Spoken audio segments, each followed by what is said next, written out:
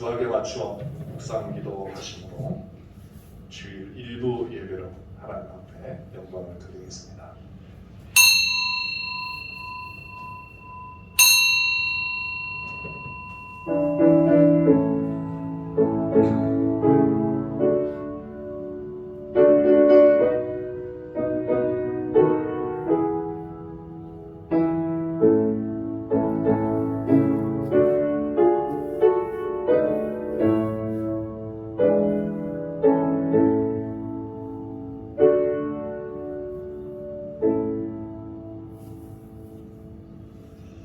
그들이 조반 먹은 후에 예수께서 시몬 베드로에게 이르시되 요한의 아들 시몬아 네가 이 사람들보다 나를 더 사랑하느냐 하시니 이르되 주님 그러하나이다. 내가 주님을 사랑하는 줄 주님께서 아시나이다. 이르시되 내 양을 먹이라 하시고 아멘. 거룩하신 하나님 아버지, 영광과 찬송과 경배를 받으시기에 합당하신 성삼위 우리 주 하나님, 주의 거룩한 날을 맞이하여 흩어져 있던 주님의 백성들이 다시금 한자리에 모였습니다. 아버지 앞에 마음과 뜻과 정성을 다하여 예배를 드리오니 성령님 우리 가운데 충만하게 역사하셔서 아버지 앞에 온전한 예배로 영광 돌릴 수 있도록 도와주시옵소서. 우리의 연약함과 부족함과 또 아버지 앞에 거룩하지 못한 그러한 부분들 용서하여 주시고 붙들어 주시며 아버지의 이름을 찬양케 해 주시옵소서. 예배 순서마다 온전히 아버지 하나님께서만 영광 받아 주시옵길 원하오며 예수님의 이름으로 기도하옵나이다. 아멘.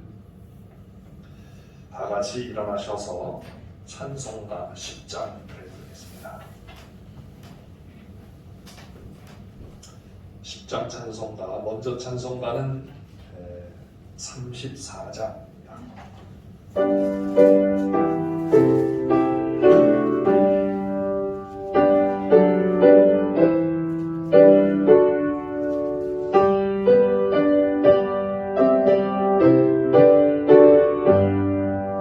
전능왕 오셔서 주님을 찬송해 하옵소서. 영광과 권능의 성부여 오셔서 우리를 다스려 주옵소서. 강세한 성자여 오셔서 기도를 들으소서. 택하신 백성들 돕내며 주시고 거룩한 나라를 주옵소서. 이곳에 주 성령 오셔서 근증거 주옵소서. 전능한 주시여 각 사람 마음에서 떠나지 마시고 계십소서. 성삼위일체를 한없는 찬송을 드립니다. 존귀한 주님을 영광 중 배웠고 영원히 거시게 하옵소서.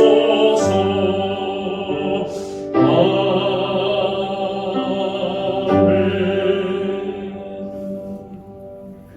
사도신경 신앙 고백하겠습니다. 전능하사 천지를 만드신 하나님 아버지를 내가 믿사오며 그 외아들 우리 주 예수 그리스도를 믿사오니 이는 성령으로 잉태하사 동정녀 마리아에게 나시고 본디오 빌라도에게 고난을 받으사 십자가에 못 박혀 죽으시고 장사한 지 사흘 만에 죽은 자 가운데서 다시 살아나시며 하늘에 오르사 전능하신 하나님 우편에 앉아 계시다가 저리로서 산자와 죽은 자를 심판하러 오시리라. 성령을 믿사오며 거룩한 공회와 성도가 서로 교통하는 것과 죄를 사하여 주시는 것과 몸이 다시 사는 것과 영원히 사는 것을 믿사옵나이다. 아멘. 자리에 앉아주시기 바랍니다. 교동문 제6번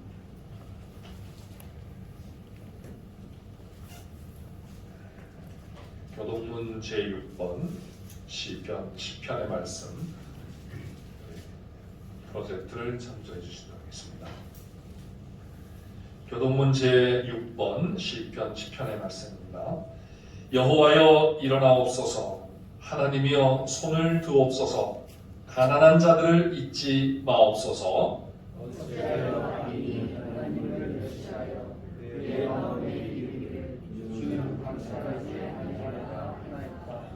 주께서는 보셨나이다.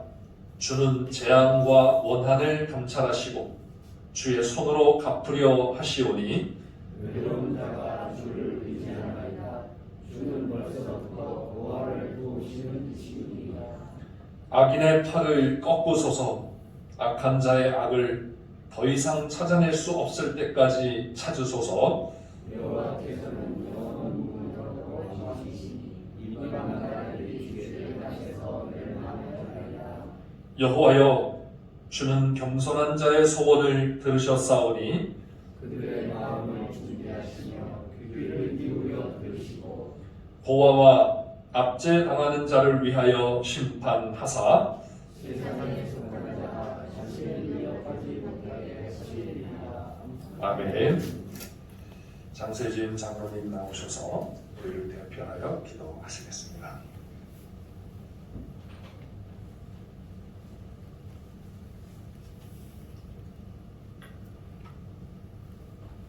사랑과 은혜가 풍성하신 하나님 아버지, 오늘도 주님의 그 크신 사랑과 은혜에 감사하며 주님께 나와 찬양하고 경배하며 예배하오니 이 시간 예배를 통하여 주님 홀로 영광 받으시고 저희들에게는 감사와 기쁨이 넘치게 하여 주시옵소서.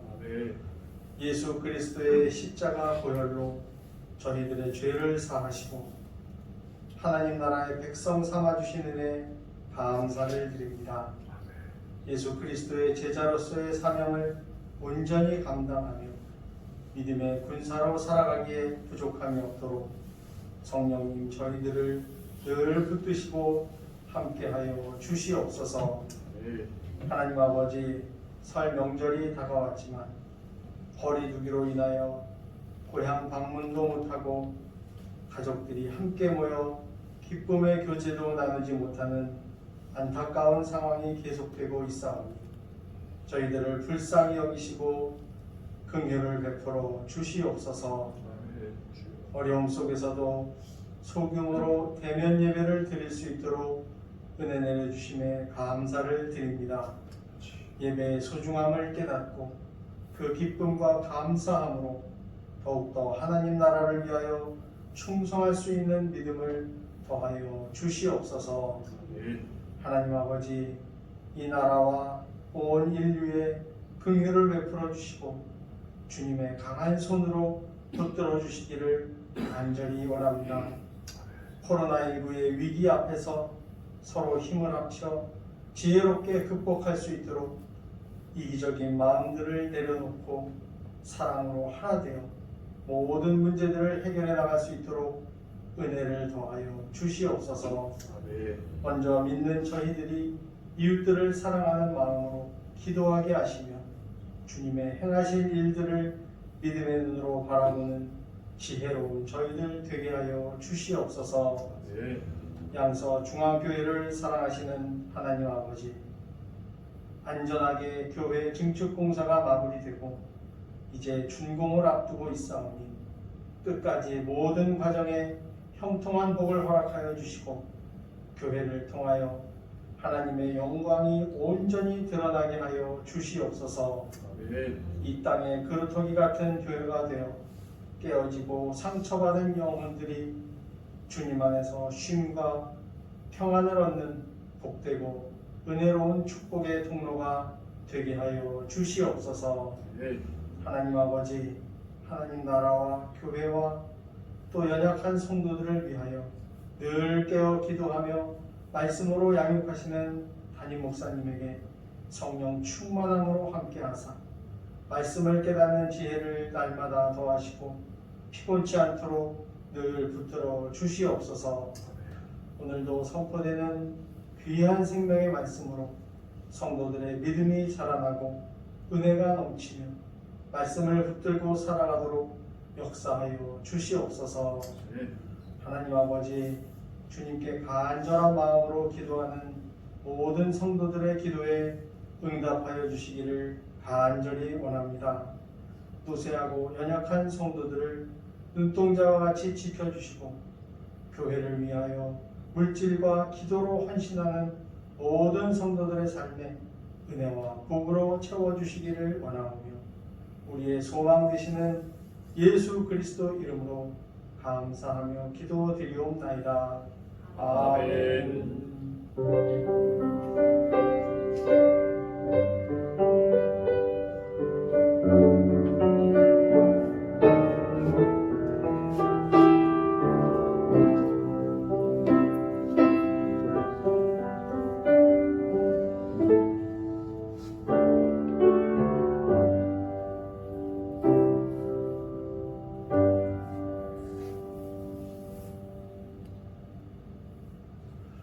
하나님의 말씀은 누가복음 12장의 말씀입니다. 신약성경 114페이지 누가복음 12장 1절부터 12절까지 있는 말씀입니다.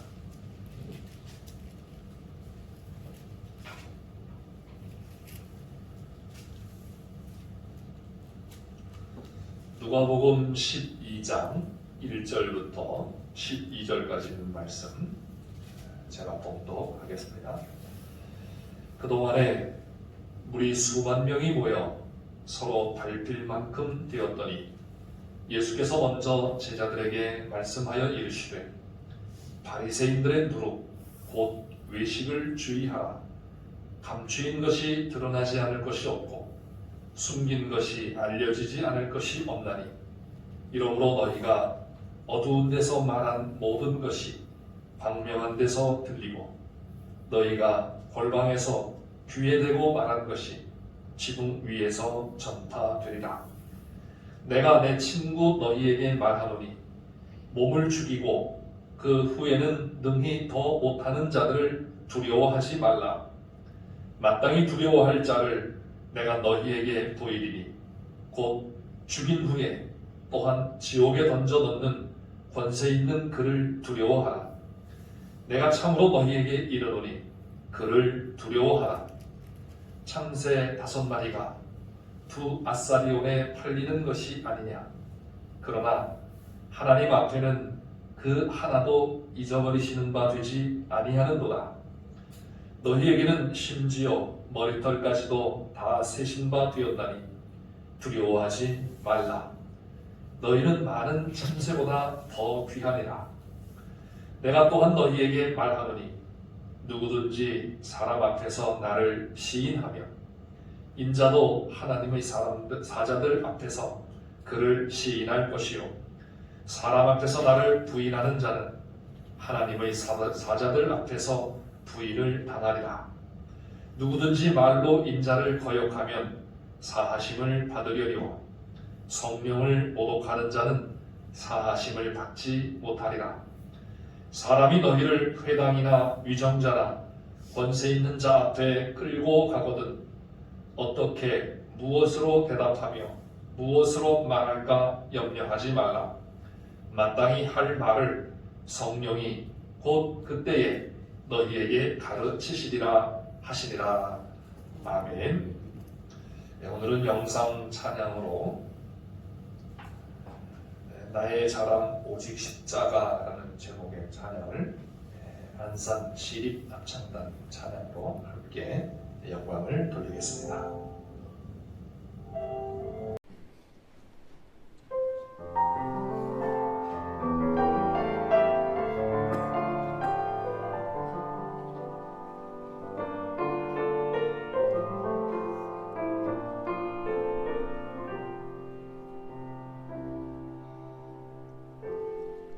열심히 살아가는 것 세상의 자랑 위한 건 아닌지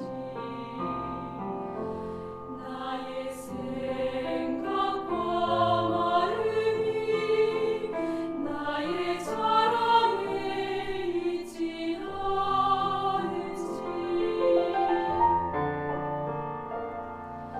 내 소망, 내 신앙이 나를 위한 것 아니길 원합니다.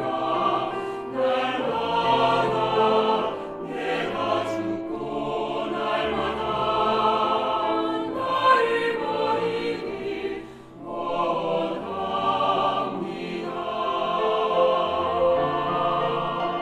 나의 사랑은 십자가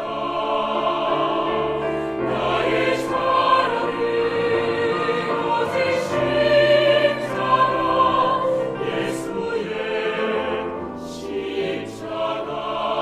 십자가밖에는 자랑할 것이 내게 없도다.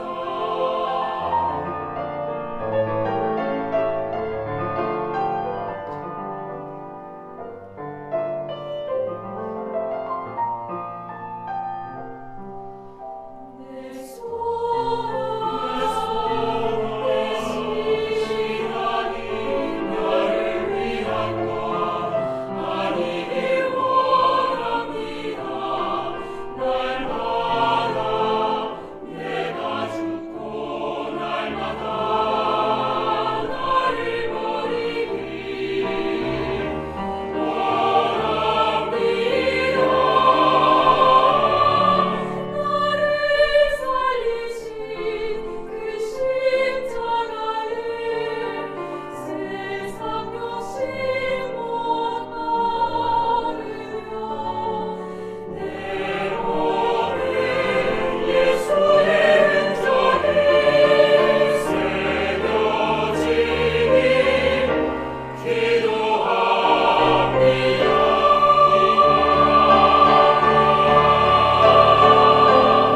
나의 사랑은 십자가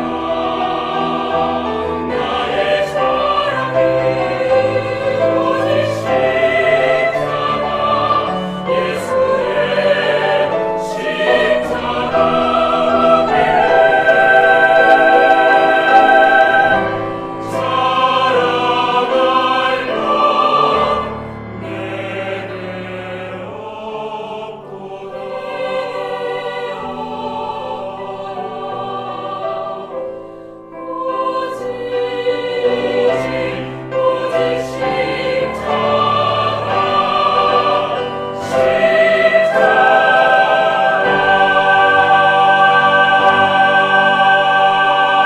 오직 십자가 예수님의 십자가, 우리를 향하신 하나님의 지혜의 십자가, 그 십자가를 날마다 자랑하며 증거할 수 있게 주시옵소서. 아버지 하나님, 이 시간 저희들에게 귀한 말씀을 통하여 생명의 양식을 얻게 하시니 참으로 감사하옵나이다. 부족한 종을 붙들어 주시고 말씀과 함께 저희들이 정말 하나님의 은혜가 넘치게 하시며 또 소망과 위로와 힘이 되게 해 주시옵소서. 예수님의 이름으로 기도하옵나이다. 아멘. 할렐루야. 오늘 찬양 참 너무 은혜롭고 또 오늘 말씀하고도 많이 깊은 연관이 있는 것 같습니다. 오늘 말씀에 이 외식이라고 하는 이런 그 말씀이 나오고, 이 외식은 정말 오늘 찬양처럼 십자가가 증거되지 않는, 그죠? 십자가가 자랑되지 않는 그런 것들은 거의 대부분이 외식이 아닌가, 뭐 이렇게 생각해 볼 수도 있겠습니다. 오늘 본문의 말씀은 1차적으로는 제자들에게 하신 말씀이지만은 거기에 밟힐 만큼 모였던 우리들에게 하시는 그런 말씀이기도 하고, 또 기독교 역사 속에서 그리고 오늘 우리에게 주시는 그런 말씀이며, 동시에 아주 은혜로운 그런 말씀이라고 할 수가 있겠습니다. 저도 이 말씀을 준비하면서 참 많은 은혜를 받았습니다. 어제 밤에도 혼자 찬양 틀어놓고 막 울면서 찬양하고, 특히 이제 그 친구의 고백이라고 하는 그 찬양이 있습니다. 이 다윗과 요나단의 친구의 고백이라고 하는 그 찬양을 여러 번 반복해서 들으면서 오늘 말씀에서 내가 내 친구 너희에게 말한다 하시는 주님의 이 말씀에 그 말씀의 은혜가 될 것 같습니다. 오늘 저와 여러분도 다시 이 말씀을 보면서 정말 나를 친구로 삼아주시고 예수님을 고백할 수 있게 하신 그 은혜를 다시 한번 깊이 느끼며 정말 주님을 날마다 고백하며 시인하며, 그리고 찬양과 같이 주님의 십자가를 자랑할 수 있는 그러한 저와 여러분이 되시기를 주님의 이름으로 축원합니다. 오늘 본문은 예수님께서 이제 예루살렘으로, 갈릴리에서 예루살렘으로 향하여 가시면서 이제 거의 예루살렘에 다 오신 그러한 그 뭐랄까요, 배경이라고 할 수가 있겠습니다. 왜냐하면 10장에 보면은 이제 마르다와 마리아 이야기가 나오잖아요, 그렇죠? 마르다와 마리아 이야기는 나사로와 함께 살고 있던 그 마르다와 마리아인데, 그들이 예루살렘에서 약 5리쯤 떨어져 있는 베다니라고 하는 마을에서 살고 있었기 때문에 예수님이 그 베다니를 거쳐서 이제 예루살렘에 들어오시고 예루살렘에 거의 오신 그런 상황이 아닐까 이렇게 생각이 듭니다. 예루살렘에는 특히 누가 많이 있었는가 하면은 종교 지도자들이 많이 있었습니다. 그렇죠? 바리새인들과 또 제사장들과 서기관들, 율법 교사들, 이런 사람들이 많이 있었는데, 그들은 유대 사회에서 가장 높은 지위를 가지고 살아가던, 요즘으로 말하면 기득 계층 또는 특권 계층이라고 할 수가 있겠습니다. 근데 그들은 예수님에 대해서 별로 반가워하지 않습니다. 오히려 이제는 예수님을 제거하려고 적극적으로, 공격적으로 나타내고 있는 그러한 상태였습니다. 그래서 결국 예수님은 그들에 의해서 예루살렘에서 십자가에 죽고 마시죠. 자, 이러한 그들을 향해 예수님은 아주 맹렬하게 말씀을 선포하십니다. 화 있을진저 저주가 될 자들아, 이러면서 예수님이 말씀하세요. 11장 29절에서는 악한 세대라고 이렇게 말씀하시기도 하고, 그들에게 임할 심판이 얼마나 클 것인지를 말씀하고, 또 11장 39절에서는 너희 바리새인은 지금 잔과 대접의 겉은 깨끗이 하나 너희 속에는 탐욕과 악독이 가득하도다, 이렇게 비난을 하십니다. 44절에서는 화 있을진저 너희여, 너희는 평토장한 무덤 같아서 그 위를 밟는 사람이 알지 못하느냐. 사람들은 그 위를 밟으면서도 그 평토장을 모르는 듯이 너희는 모르는데, 그런데 너희 속은 시신이 썩어서 부패하는 그런 아주 부정한 자들이다라는 그런 말씀이죠. 52절에서는 화 있을진저 너희 율법 교사여, 너희가 지식의 열쇠를 가져가서 너희도 들어가지 않고 또 들어가고자 하는 자도 막았느니라. 하나님의 말씀을 맡은 자로서 하나님의 말씀을 맡은 이 엄청난 그러한 그 특권을 가졌는데 그걸 가지고 너희도 못 들어가고 다른 사람들도 하나님 나라에 들어가지 못하게 만들고 있다고 이렇게 말씀하십니다. 여러분, 이러한 예수님의 언행은 당시 사람들에게 완전히 충격적이었을 것입니다. 그렇죠. 뭐 요즘에는 워낙 뭐 이 채널들이 많아가지고, 그렇죠? 네, 뭐 유튜브에도 보면 뭐 이제 너나 나나 다 유튜브를 하는 건데, 그렇죠? 네, 뭐 페이스북이라든지 인스타그램이라든지 뭐 이런 거 다 하면서 그래서 자기 목소리를 다 냅니다. 그래서 뭐 이제 별로 충격적이도 않아요. 그러니까 이제는 아예 쇼킹한 그러한 그 행동들, 뭐 언어들, 그래서 너무 뭐랄까 이 적나라하다든지 아니면 충격적이라든지 이런 것들을 합니다. 그래서 막 뭐 먹방 같은 것도 엄청나게 먹잖아요. 그래 보는 겁니다. 그래서 그 사람이 괴로워하는 모습을 보고 싶어하고 참 이상한 시대가 되었어요. 네. 뭐 어쨌든 그래도 많은 관심을 가지 않습니다. 그런데 예수님 당시에는 뭐 채널이 별로 없죠. 네.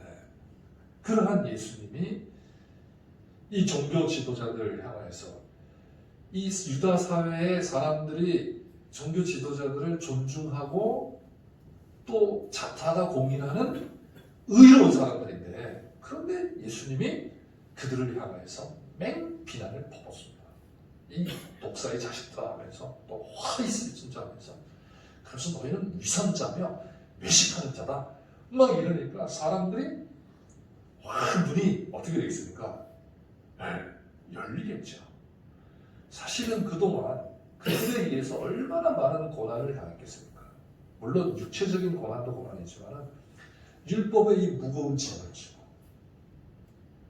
그 사람들 앞에서 아무것도 할 수 없는 그런 괴로운 삶을 하나님의 백성으로 살아야 했습니다. 그런데 예수님께서 그들을 지적하실 때, 야, 이건 뭔가 해줘.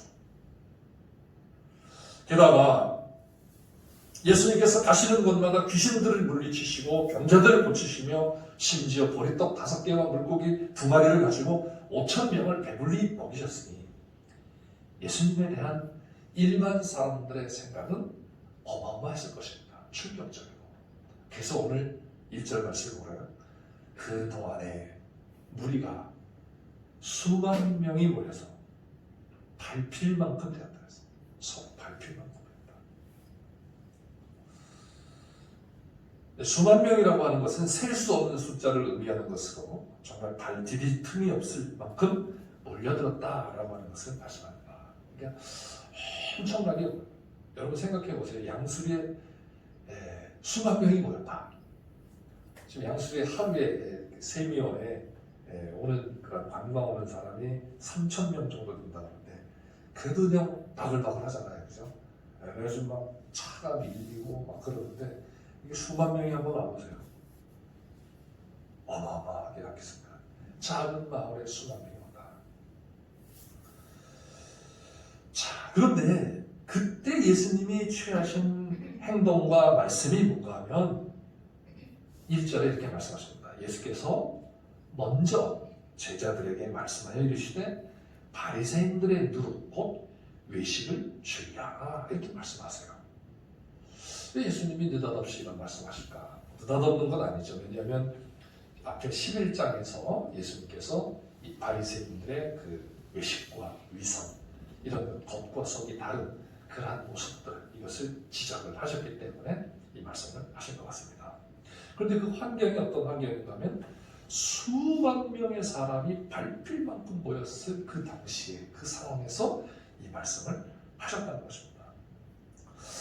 그 이유는 어쩌면 한 가지라고 할 수가 있겠습니다. 바로 너희도 바리새인과 같은 자들이 될 수 있다. 너희도. 왜냐하면 바리새인들도 처음부터 예수님께로부터 책망을 받을 만한 그런 사람들이 아니었습니다. 진짜 바리새인들은 이 구별된 자라고 하는 그런 뜻이거든요. 그래서 유대 백성들 가운데서도 구별된 사람들 제자들로서 하나님 앞에 구별하여 헌신하였던 사람들입니다. 말씀을 가지고 연구하고 그 말씀을 지켜가며 정말 하나님 앞에 거룩하게 살려고 애를 썼던 그런 사람들입니다. 그런데 예수님 당시의 바리새인들은 그것이 변질이 되어버리고, 왜냐하면 바리새인들은 사실상 그 지위 계층에 있던 사람들이 아닙니다. 서민들이었는데 그 사람들이 율법에 관심을 가지며 율법을 읽고 율법을 공부하고 그러면서 자신들을 수양하고 그러면서 점차 특히 이제 그 마카비 시대라고 하는 그 시대가 있었는데 로마로부터 그 독립운동을 해가지고 일시적으로 독립을 했던 그 시기에 그때 마카비 왕조에서 이 바리새인들을 지도자 계층으로 이렇게 끌어올려가지고 그래서 이제 예수님 당시에는 지도자 그룹에 속해있던 그러한 사람들입니다. 이 사람들이 약 100년에서 200년 사이 오면서 세력을 갖고 힘을 얻고 권력을 갖고서부터 변질이 되기 시작을 한 것입니다. 이 말은 연약한 우리 인간의 문제는 어떤 힘을 가지게 되었을 때 문제가 나타난다는 겁니다. 연약할 땐 별로 안 나타나요. 연약할 땐 별로 안 나타나는데 그런데 뭔가 힘이 생겼을 때에는 문제가 발생한다는 거예요. 이게 우리 인간의 연약함이라는 거예요.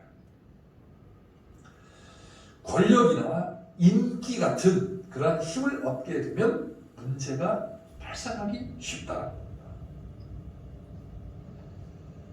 쉽게 말씀드리면 오늘 말씀에서 인기가 높아지면 어깨에 힘이 들어가기 쉽다는 겁니다.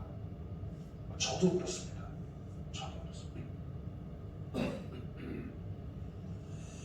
이러한 제자들을 향하여서 그렇죠?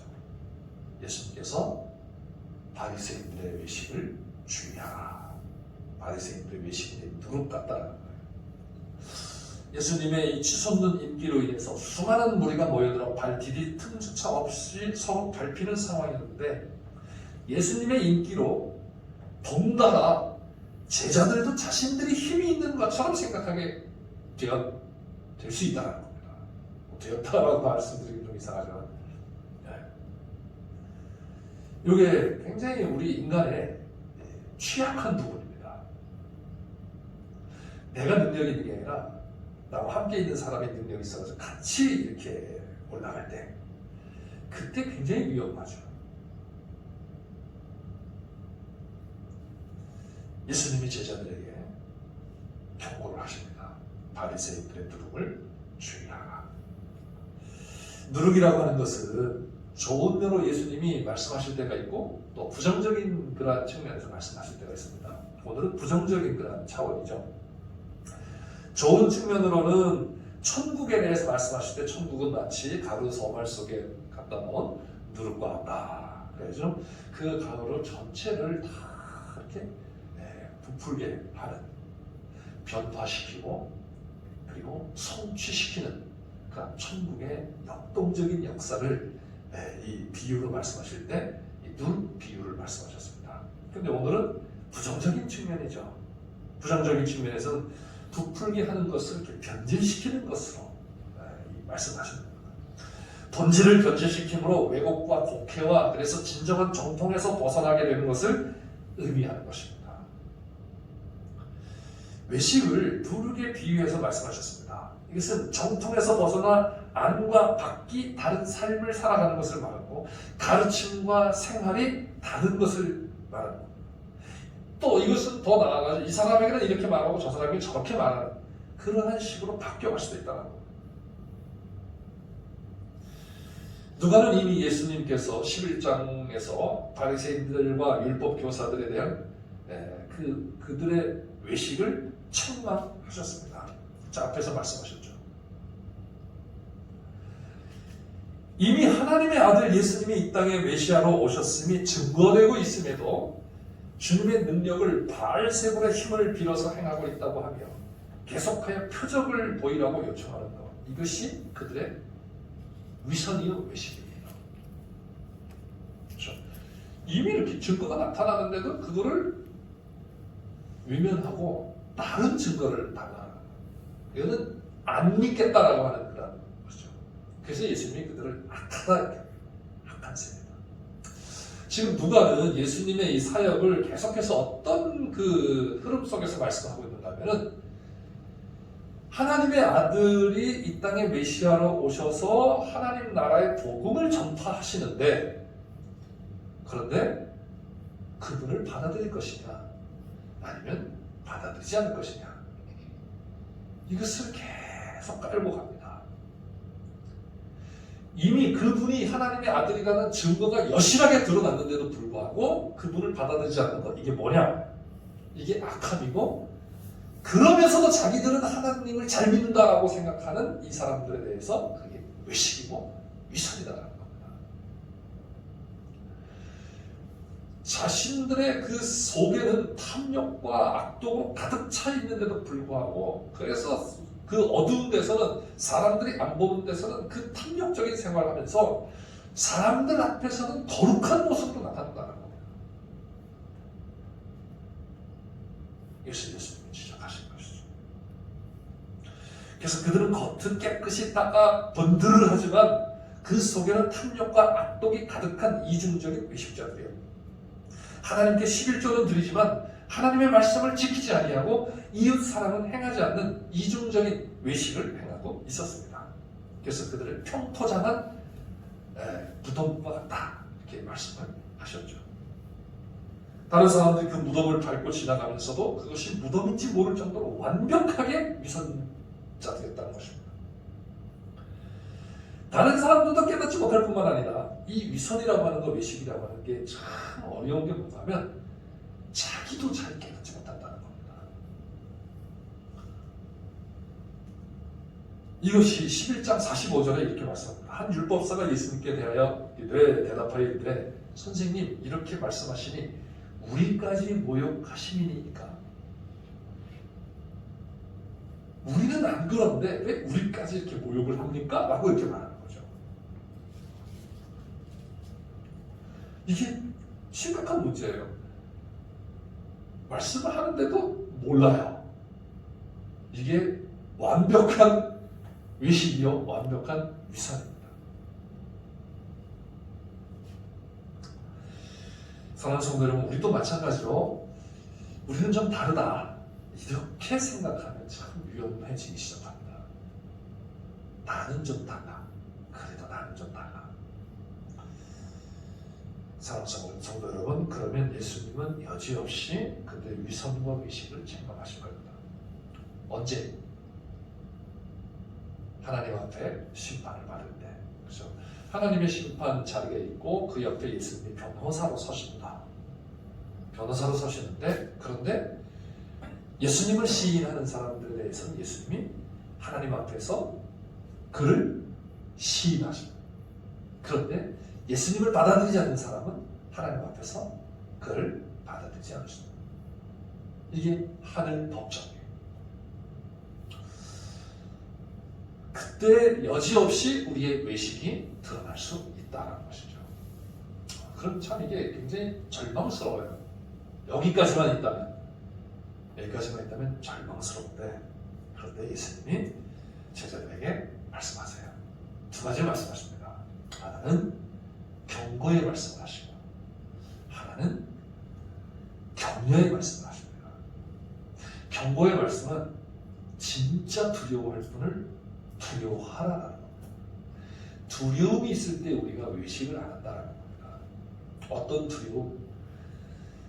우리를 다 아시는 분이 계시다는 겁니다. 어떤 것까지? 우리가 다른 사람에 대해서 귀에 대고 속삭였던 그것까지도 다 들으실 수 있는 분이 계시다는 겁니다. 그러니까 뭔가 하면은 그냥 화난 대낮에 행동하는 것처럼 행동해야 된다는 겁니다. 안 보겠지 하고 하지 말라는 것이죠. 그게 위선인 거예요. 그러면서 특별히 언제 우리가 그 위선적이고 또 외식을 할 수가 있냐면은 인기가 높을 때도 그렇지만은 또 위기의 상황에서, 위협적인 상황에서 우리가 외식하기가 쉽다는 겁니다. 위선당. 특히 예수 그리스도 때문에, 예수 그리스도를 믿는다고 고백을 하면 어떤 생명의 위협이 느껴질 때, 저도 뭐 장담은 못합니다. 저도 만약에 칼을 들이대고 뭐 예수 믿을 거야 안 믿을 거야 하면 참 어려운 그런 문제입니다.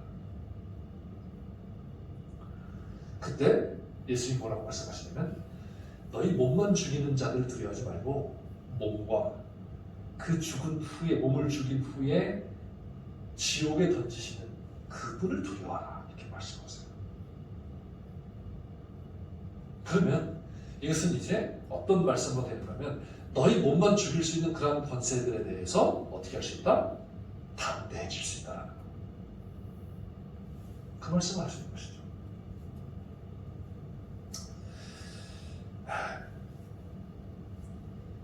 연약한 우리들은 외식하기가 쉽습니다.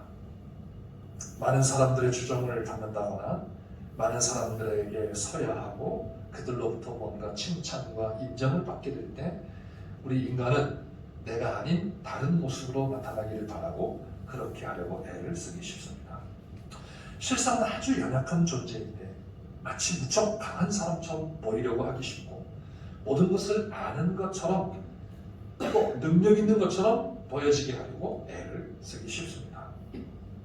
저도 여러분 앞에서 거룩한 사람처럼 또 뭔가 능력 있는 사람처럼 보여지기를 원하는 마음이 있습니다. 솔직히 말씀을 드리면 그래요.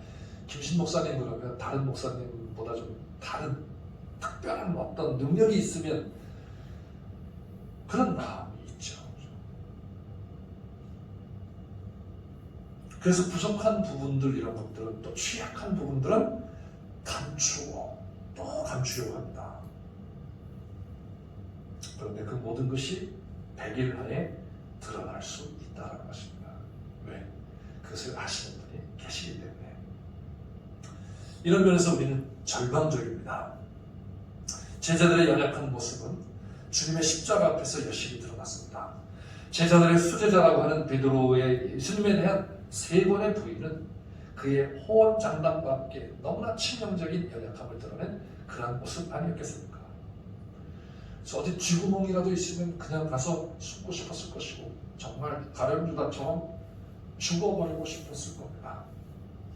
이러한 제자들의 모습이 우리의 모습 아니겠습니까? 그런데 예수님은 여기서 말씀을 마치시는 게 아니라 계속 말씀하십니다. 뭐라고 말씀하세요?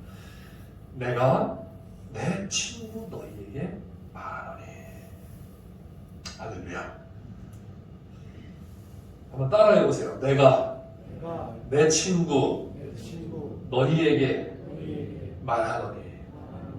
그럼 한번 다른 거 다 잊어버리셔도 저도 설교 준비하면서 다른 거 다 잊어버려도 이거는 내가 잊지 말아야겠다. 근데 예수님이 내가 내 친구 너희에게 말한다. 여러분 이거를 계속 곱씹어 보세요. 산책하실 때도 그렇고 뭐 설거지를 하실 때도 그렇고 한번 누가복음에서 제자들을 내 친구라고 부르신 부분은 이 본문이 유일하다고 합니다.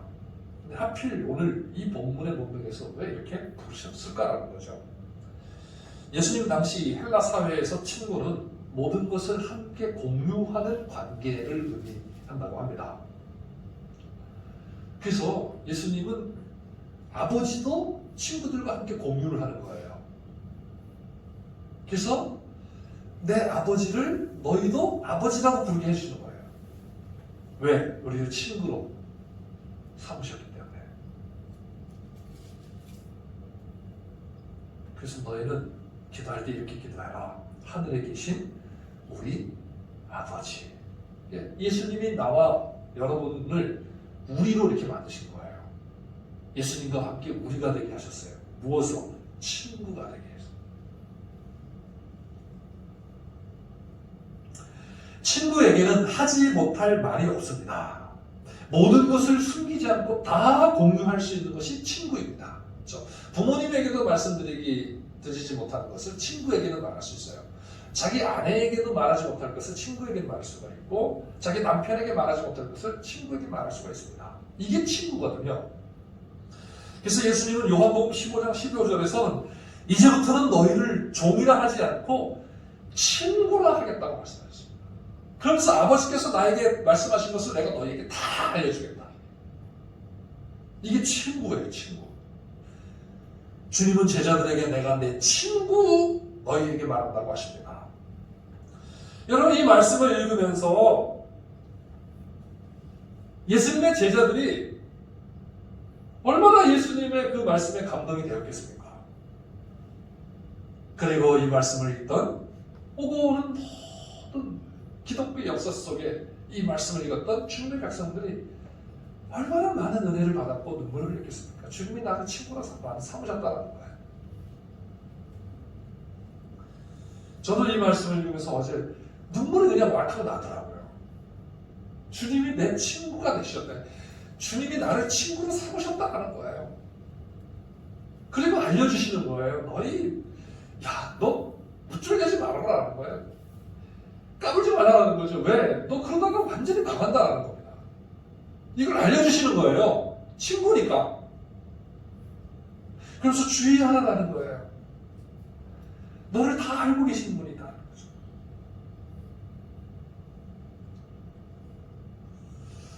주님은 제자들과 함께 모든 비밀을 공유하시기를 원하신다는 것입니다.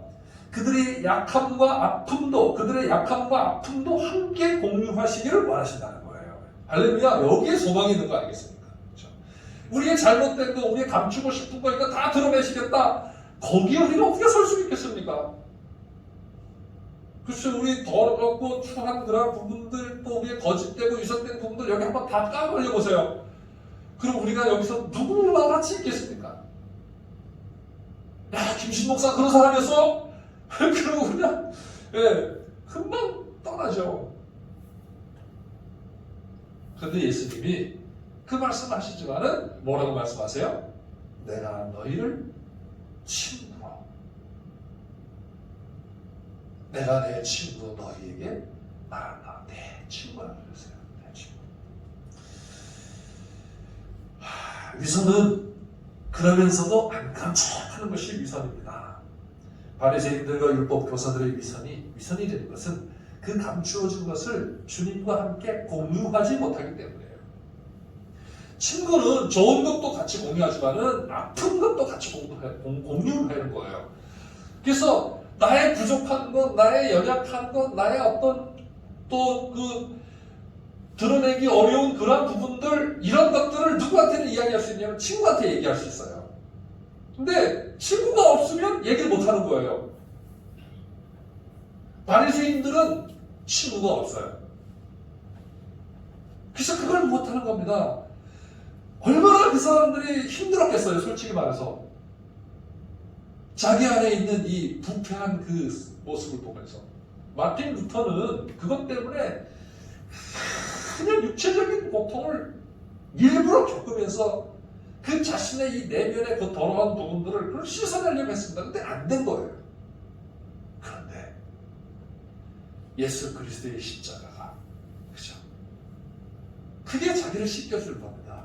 씻겨줄 때 어떻게 하겠어요? 주님께 다 이야기하는 거 아니겠습니까? 내 안에 있는 이런 모습들, 추하고 탐욕적이고 이기적이고 그러면서도 무시하고 이러한 것들을 하나하나 다 이야기할 수 있다는 거예요. 누구한테? 친구 되신 예수님에게. 그때 위선이 안 되는 겁니다.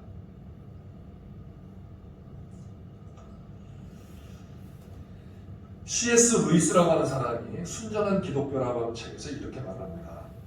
하나님께 돌아가는 길은 어떤 의미에서 도덕적으로 더욱더 열심히 노력하는 것입니다.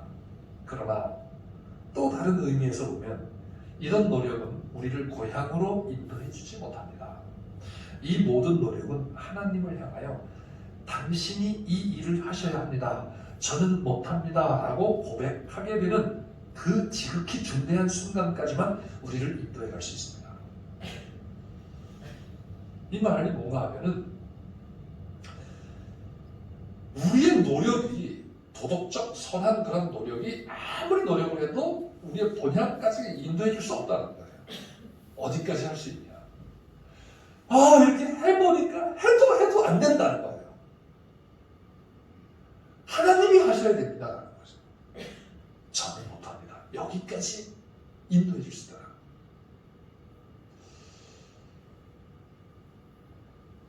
여러분, 진실은 하나님 앞에서 진실하는 것이 진정한 의미에서 진실이라고 할 수 있습니다. 그래서 하나님 앞에서 자신의 약함을 인정하고 고백할 때 그는 위선자가 되지 않을 수 있습니다. 하나님 앞에서 연약함을 고백한 사람들 앞에서도 자신의 연약함을 고백할 수 있습니다.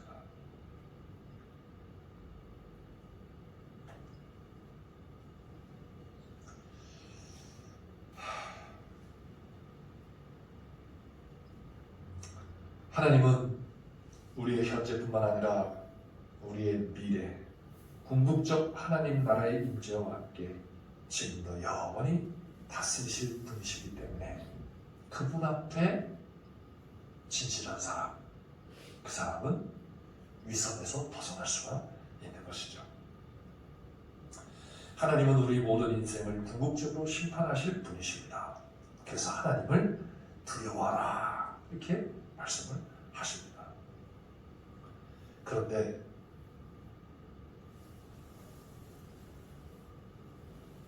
주님은 또 이렇게 말씀하세요. 어떻게 말씀하시냐면 두려워할 자를 마땅히 두려워할 자를 두려워하시라고 하면서도 이젠 두려워하지 말라 이렇게 말씀하세요.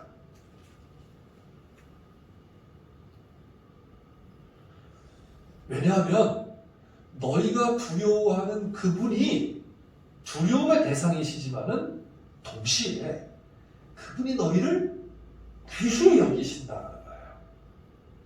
할렐루야. 예수님은 우리를 친구로 삼아주시고 예수님의 아버지이신 하나님은 정말 우리의 몸을 죽이실 뿐만 아니라 우리의 영혼까지도 지옥에 넣으실 수 있는 그런 두려운 분이시고 우리가 어떤 곳에서 아무도 모르게 은밀하게 행한 것까지도 다 아시는 그런 아주 두려우신 분이시지만은 동시에 너희를 귀히 여기시는 분이시다는 거예요.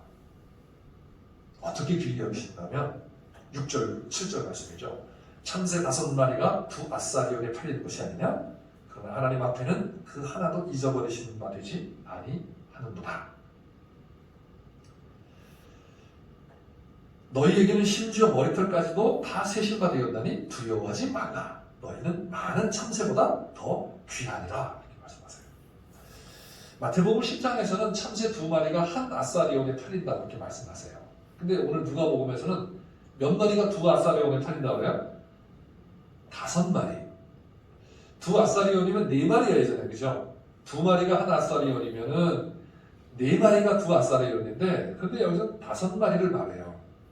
그래서 어떤 분은 그렇게 이야기를 하시더라고요. 제가 참 그거 들으면서 굉장히 은혜가 됐어요. 뭐냐면은 4마리가 정상적으로 두 아사리온인데 한 마리를 더 물어준다는 거예요. 그렇잖아요. 우리도 그렇잖아요. 1+1 뭐 이런 식으로. 네. 근데 한 마리를 더 물어줄 때 그 더 물어주는 참새는 아주 싱싱하고 아주 그냥 탐스럽고 그 뭐랄까요 통통한 그런 참새를 주겠습니까? 아니면 부실한 참새를 더 해주겠습니까? 네. 좀 부실한 참새를 더 물어준다는 거예요. 근데 하나님은 그 부실한 참새 한 마리도 그죠? 하나도 잊어버리시는 바 되지 않는다. 그러면서 하신 말씀은 너희는 한 마리 그 참새보다도 많은 참새보다도 더 귀하다 이렇게 말씀하세요. 할렐루야. 한번 따라해보세요. 하나님은 나를 귀하게 여기신다. 귀하게 여기신다. 네. 내 남편도 나를 귀하게 여기지 않고 내 아내도 나를 귀하게 여기지 않고 내 자식들도 나를 귀하게 여기지 않지만은 설령 그렇지만 하나님 아버지는 나를 귀하게 여기신다는 거예요. 어떻게? 자기 자식의 머리카락을 다 셀 정도로 세심하게 그렇게 귀히 여기신다는 거예요. 아이고 오늘 머리가 쉬었네. 머리가 빠졌네. 네. 저도 우리 딸 머리카락 이렇게 만져주면, 네. 딸 머리카락 만져주면 얼마나 기분이 좋은지 몰라요. 우리 아들도 이렇게 머리 그렇게 만지고, 머리를 그렇게 만지고, 이 아버지로서 느끼는 그 최고의 기쁨 아니겠어요, 그죠? 하나님이 우리를 그렇게 귀하게 여기신다는 거예요. 왜? 내 자식. 예수님은 나를 친구로 삼아주시고 예수님의 아버지이신 하나님은 나를 귀한 자녀로 여겨주신다는 거예요. 그래서 두려워하지 말라고 하니까 어떤 상황에서도 너의 목숨을 위태롭게 하는 그러한 어떤 공격적인 이 세상의 그 위기 속에서 너희가 위정자나 세상의 권세 잡은 자들 앞에 섰을 때 너희가 무엇을 말할까, 어떻게 말을 할까, 어떻게 해야지 염려하지 말라는 거예요. 왜? 하나님이 너를 귀하게 여기시기 때문에.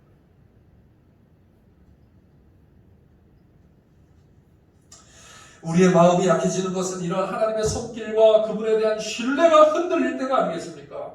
그때 사탄은 틈을 타서 우리로 하여금 그 사이를 벌려 하나님을 불신하고 그분으로부터 멀어지게 만들려고 합니다. 그때 나타나는 현상이 바로 의식과 위선이에요. 아니면서도 그런 척해요. 불안한데도 안 불안한 척합니다. 왜? 하나님과 사이가 벌어졌기 때문에요. 주님은 우리가 연약하여 주님을 말로 부인할지라도 우리를 돌보시며 붙들어 주실 것을 말씀하십니다. 그렇죠? 뭐라고 말씀하세요? 10절에 보면 누구든지 말로 인자를 거역하면 사하심을 받으려니와 성령을 모독하는 자는 사하심을 받지 못하리라. 성령을 모독한다라고 하는 것은 아예 예수 그리스도를 받아들이지 않는 사람을 말하는 겁니다. 근본적으로 누구처럼? 바리새인들처럼. 그러나 예수님의 제자들 예수님을 받아들이고 예수님을 따랐지만 근데 베드로가 어떻게 해요? 예수님의 십자가 앞에서 그 심각한 위기 앞에서 어떻게 해요? 나는 그를 모른다. 이렇게. 3번이나 그래요. 완벽한 배신이죠. 근데 예수님 뭐라고 말씀하세요? 용서를 받을 수 있다는 거예요. 그래서 부활하신 예수님께서 어디를 찾아가셨습니까? 디베라 바닷가에서 그물로 고기를 잡던 베드로에게 찾아가셨어요. 요한의 아들 시몬아, 내가 다른 사람들보다 나를 더 사랑하느냐?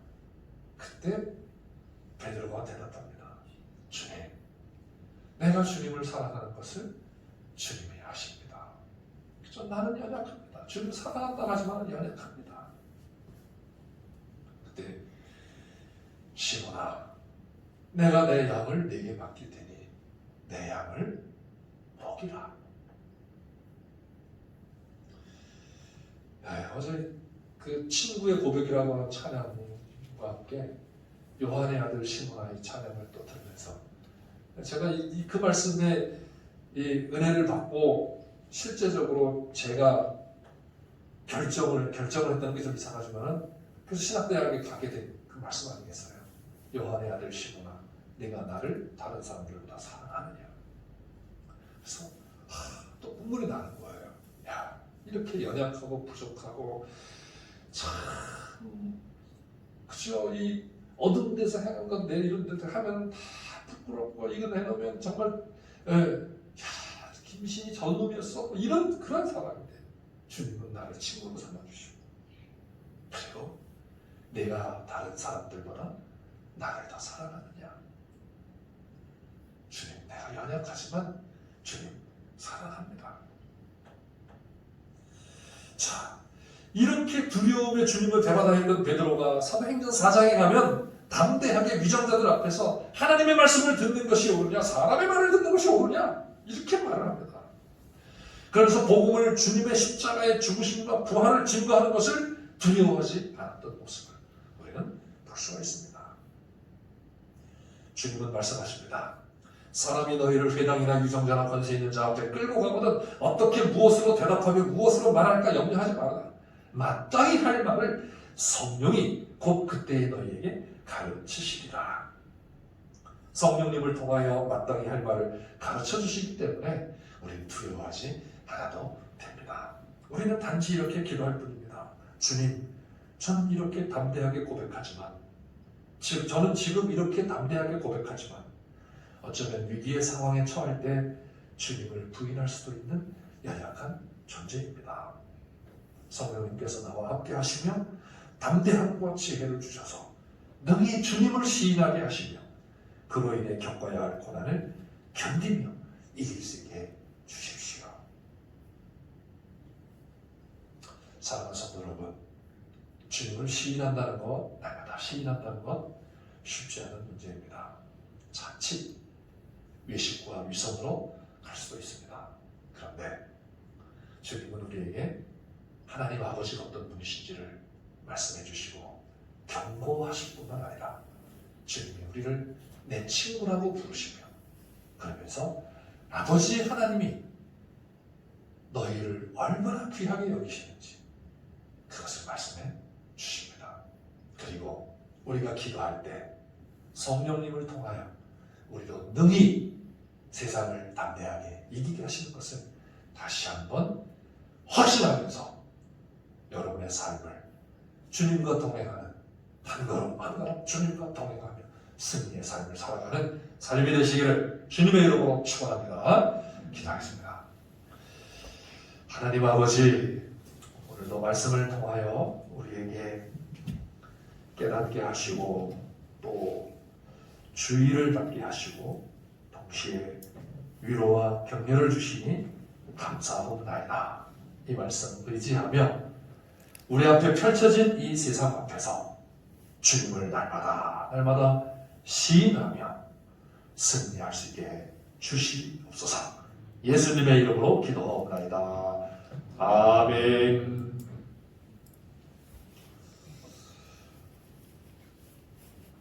교회 소식을 말씀드리겠습니다. 교회 증축 서류가 지난 금요일날, 목요일날인가요? 접수가 되었습니다. 그래서 이제 뭐 어떻게 될지 모르죠. 보완이 떨어질지 아니면 준공이 떨어질지 모르고 아마 월요일날 정도에 내일 정도에 이제 소방도 이제 서류가 접수가 될 겁니다. 그래서 여기까지 왔어요. 네, 여러분 또 준공이 돼야 진짜 감격스럽겠죠, 그렇죠? 여러분 꼭 위해서 정말 순적하게 순탄하게 준공이 될 수 있도록 위해서 기도해 주시기 바라겠습니다. 네. 연말 정산이 필요하신 분은 말씀해 주시고요. 이 주보를 오늘 꼭 드렸어야 되는데 드리지 못해서 너무 죄송하고 다 준비를 했는데 주보 용지가 없어가지고 못했어요. 그래서 너무 죄송하게 생각하고요. 설 명절날 예배는 그루터기를 통해서 여러분들에게 전해드리도록 그렇게 하겠습니다.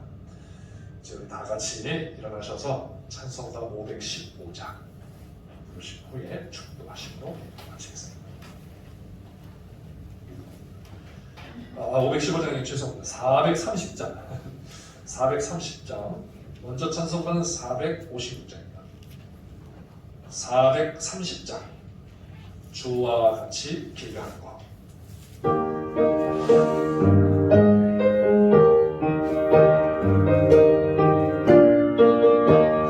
주와 같이 길 가는 것 즐거운 일 아닌가. 우리의 주님 걸어가신 발자취를 밟겠네. 한 걸음 한 걸음 주 예수와 함께 날마다 우리 걸어가리. 어린아이 같은 우리 미련하고야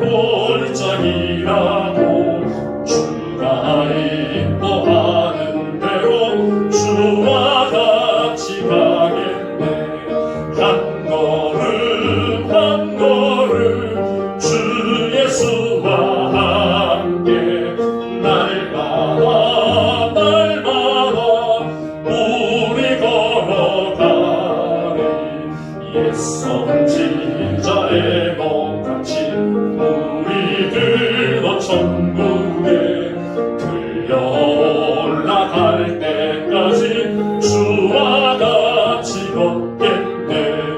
한 걸음 한 걸음 주 예수와 함께 날마다 우리 걸어가리. 아멘. 하나님 아버지, 우리 주님을 이 땅에 보내시고 우리를 친구로 삼게 하셔서 아버지 하나님을 섬기며 아버지 하나님을 두려워하시지만은 또 우리를 귀히 여기시고 우리를 사랑하시는 하나님의 사랑을 알게 하시고 하나님을 사랑할 수 있는 그런 사람이 되게 하신 그 은혜, 그 사랑 너무나 감사하고, 그래서 저희들 이 믿음과 사랑을 적은 물질로 아버지 앞에 표현하여 드립니다. 하나님 아버지, 드리는 손길들을 귀하게 여겨주시고 저들의 마음을 위로하여 주시며 새 힘을 주시고 능히 세상을 이길 수 있는 은혜를 더하여 주시옵소서. 점점 더 힘들어지는 이 세상 속에 아버지 하나님의 공급해 주시는 은혜로 능히 세상을 이기며 하나님의 나라를 이루어가는 우리 모든 성도들이 다 되게 해 주시옵소서. 연약한 성도들, 병약한 성도들, 치료를 받고 또 회복을 위하여 입원해 있는 그런 성도들 다 하나님께서 기억해 주시고 또 저들의 직장과 사업과 일터에 은혜를 내려 주시옵소서. 간절히 원하는 것은 교회 증축공사 이제 준공 서류를 접수하였습니다. 하나님 아버지, 은혜 안에서 순적하게 준공이 이루어져 하나님께 영광을 돌리며 저희들에게 큰 기쁨이 되게 해 주시옵소서. 예수님의 이름으로 기도하옵나이다. 아멘. 지금은 우리 주 예수 그리스도의 은혜와 하나님 아버지의 넓고 크신 사랑과 성령님의 감동, 감화, 위로, 교통, 충만하시니 외식을 버리고 주님을 날마다 시인하며 주님과 함께 동행하기를 원하는 모든 주의 백성들 머리 위에 이제부터 영원토록 함께 있을지어다.